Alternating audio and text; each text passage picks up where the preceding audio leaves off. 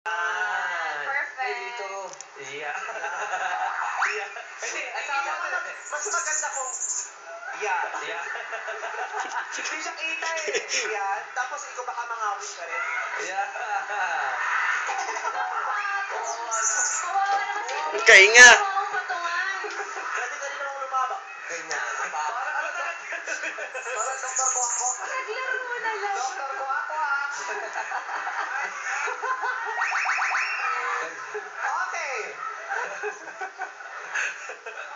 Gusto Number. mo pang kumante? Teka lang Anong ha. rebulto ba yan?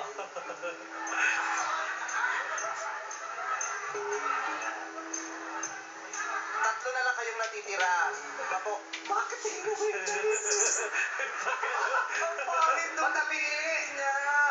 Kaya ako pinabatong dalawa kasi okay naman. Kami, pakuluan mo nga muna ito. Para dumiretso lang. Dati ka bang leprechaun?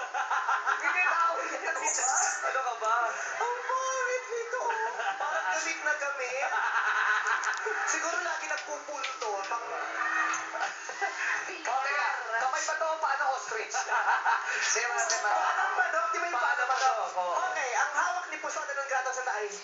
Takot or takot? Ano kung papipiliin ka? Ano gusto mo? Takot or takot?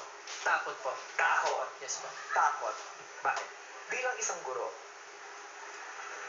kailan ka huling nakaramdam ng takot na may kinalaman sa iyong trabaho? Yeah. Bilang isang guro, kailan ka huling nakadama ng takot na may kaugnayan sa iyo bilang isang guro? What time? Where? Ay, di ba? Kasi kailan ka nagsadama tayo? Alam po natin lahat na ang isang Hindi guro, pa namin alam kung tinatanong natin. ang isang guro, okay po. Ang isang guro ay siyang humuhubog sa mga kabataan at nagbibigay ng disiplina. Sa tingin ko po, sa akin, ang isang pinakatatakutan ng isang guro ay yung ang mga bata ay malayo sa landas ng kabutihan at sila ay walang disiplina sa sarili.